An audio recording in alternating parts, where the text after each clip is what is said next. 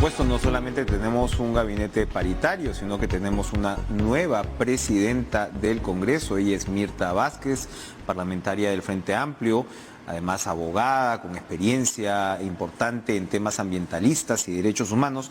Y le damos la bienvenida esta noche. ¿Cómo está usted, congresista? Gracias por estar con nosotros. Muy buenas noches, Enrique. Gracias. Su expectativa al asumir este importante cargo en momentos en los cuales, y parafraseo el discurso del presidente Sagasti, en momentos en que es fundamental, una vez más, reconectar a la población con la política y generar esta tan elusiva confianza. ¿Con qué pie ingresa usted a, repito, este importante cargo? Sí, bueno, creo que después de la crisis, además que hemos atravesado los últimos días, que es una crisis gravísima con saldos muy lamentables, tenemos que asumir esta responsabilidad con mucha conciencia de que son momentos críticos y que tenemos un reto muy grande. Uno, al interno del Congreso, que el reto es cómo generamos en este momento consensos para seguir avanzando y para responder justamente a las demandas de la población, pero al externo creo que hay un reto mayor, ¿no? Y ese reto mayor es cómo le devolvemos la confianza al Parlamento, al Poder Legislativo, esa confianza que la mayoría de población ya la ha perdido con respecto a este poder. Veíamos ahora en varios medios de comunicación que salían encuestas donde decían que el Parlamento tiene casi un 90% de desaprobación, ¿no? Y eso es muy preocupante y creo que cuando asumimos este cargo tan importante también hay que darnos cuenta que el desafío es mayúsculo teniendo en cuenta estas circunstancias, ¿no? ¿Le gusta el gabinete? El gabinete me parece muy interesante. Hoy estuvimos en la juramentación y además me parece muy saludable que sea un gabinete paritario liderado por una mujer. Es bien importante, creo que también en estos momentos se dé señales de que queremos una sociedad más paritaria, igualitaria. Y bueno, hay personas que vienen del antiguo gabinete y que tienen una experiencia y trayectoria importante, teniendo en cuenta el momento de transición que atravesamos, y por eso es importante, digamos, la continuidad de algunas cosas fundamentales, pero también hay caras nuevas al frente de estos ministerios, pero que son personas con mucha trayectoria, ¿no? Me ha alegrado mucho en particular, por ejemplo, ver al ex defensor del pueblo, al doctor Vega, ¿no? Al frente del Ministerio. Creo que eso da mucha confianza y solvencia a un ministerio tan importante. La primera ministra de Defensa mujer, Nuria Esparch, que siempre pues había sido voceada también por ese lado. Pero yo también le quería preguntar sobre el sector ambiente. ¿Cómo ve la designación ahí? Ya que además es un tema de su especial interés. Sí, yo creo que son personas nuevas con cierta trayectoria. Habrá que mirar cuáles son sus planteamientos. Ahora el tema ambiental es un tema sensible, en realidad. Eso es una parte que no se está evaluando, pero por ejemplo, de cara a la reactivación económica también se han flexibilizado muchos de los controles ambientales y eso está generando varios problemas al interior del país. La gente se está quejando sobre este tema de cómo se está permitiendo que se avancen con proyectos sin garantías mínimas, con los estudios de impacto ambiental, sin consulta previa, y eso creo que es un gran reto para quien está al frente de este ministerio, ¿no? Un presidente o una presidenta, en su caso del Congreso, es por un lado un parlamentario más, pero por otro lado pues tiene de todas maneras influencia importante en lo que puede ser la manifestación de la agenda legislativa.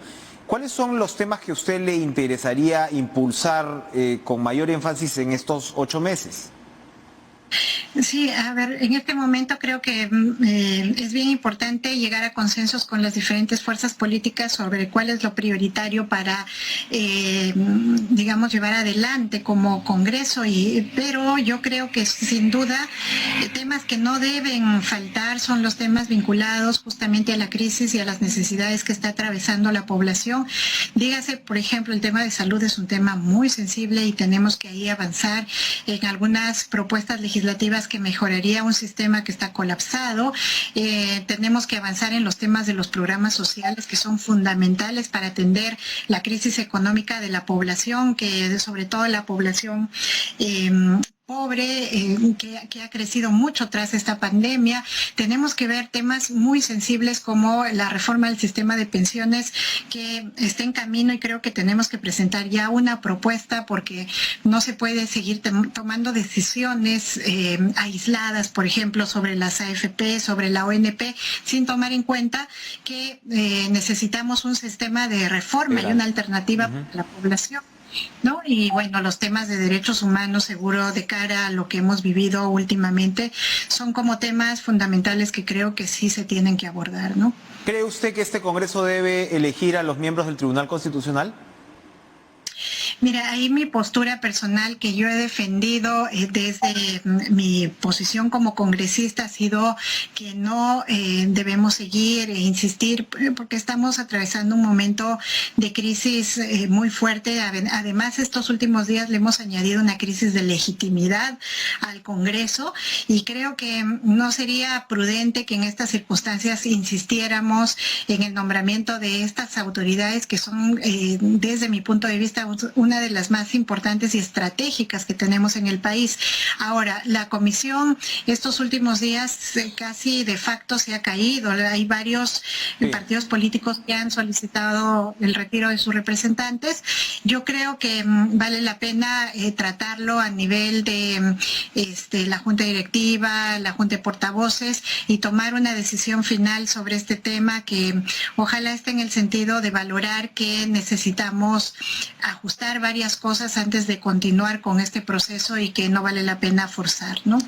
Cuénteme, su opinión, por ejemplo, con reformas pendientes importantes, sobre todo a la luz de lo que se ha vivido en los últimos años, como la de la bicameralidad. ¿Podría salir la bicameralidad en lo que queda de este Parlamento?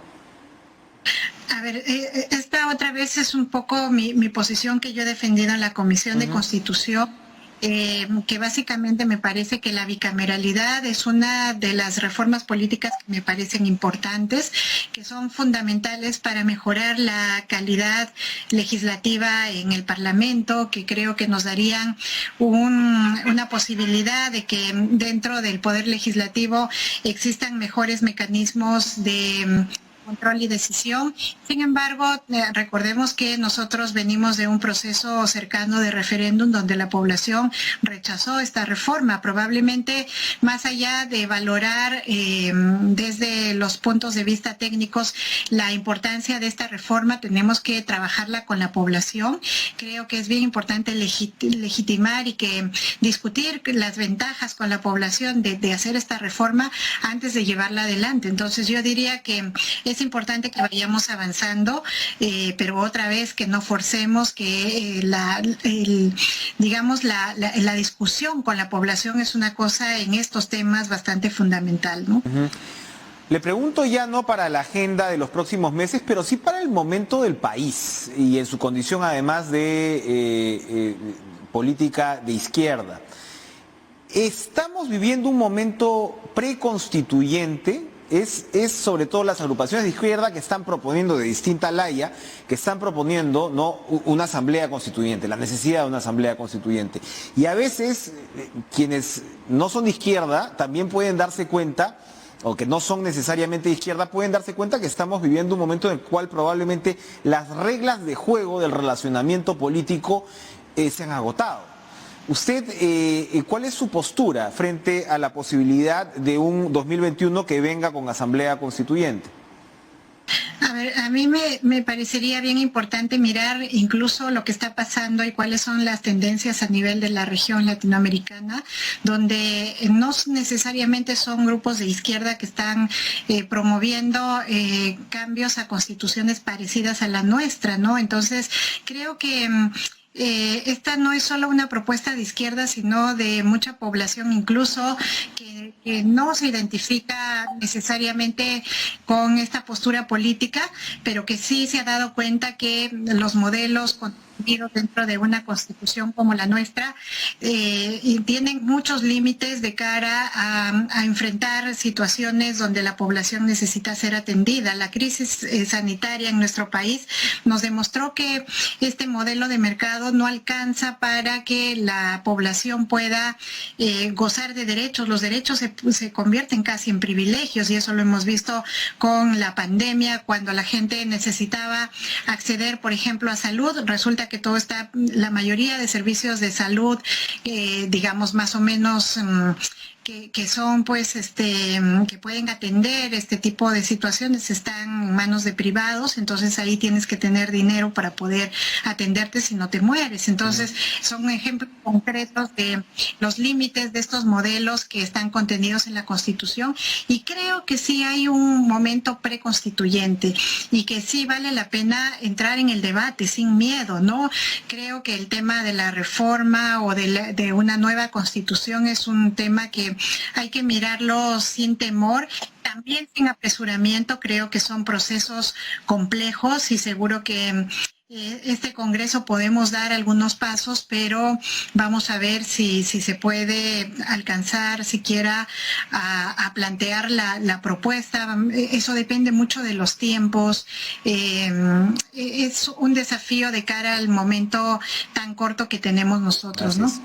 Y regresando al principio de nuestra conversación, la encuesta pues de hoy de IEP trae cifras muy interesantes y preocupantes también. El 90% de peruanos desaprueba la gestión del Congreso, el 56% cree que este Congreso es peor que el disuelto.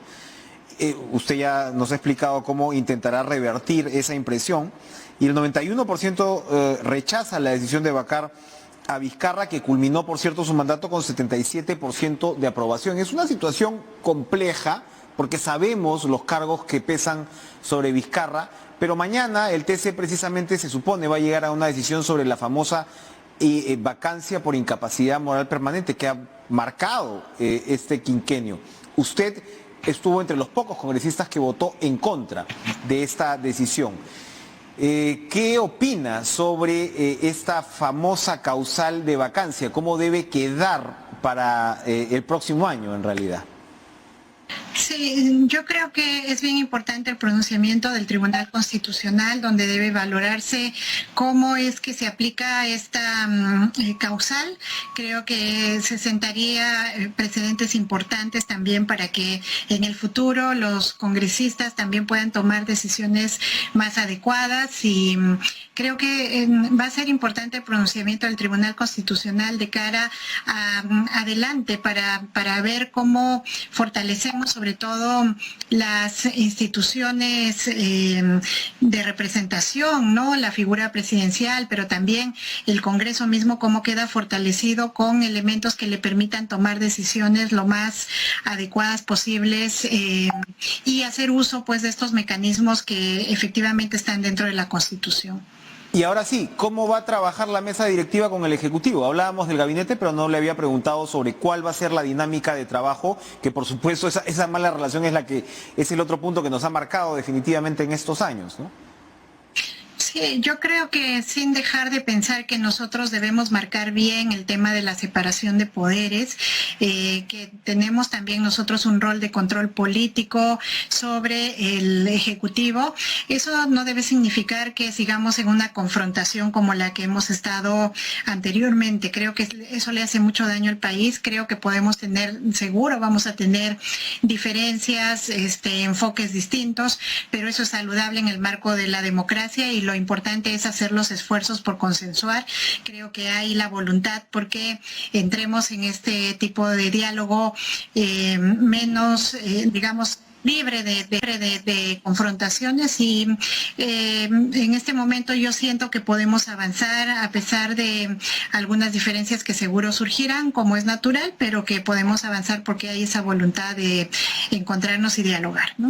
Gracias, Mirta Vázquez, presidenta del Congreso. Suerte en su gestión porque el Perú además así lo demanda. Gracias por estar con nosotros esta noche. Vamos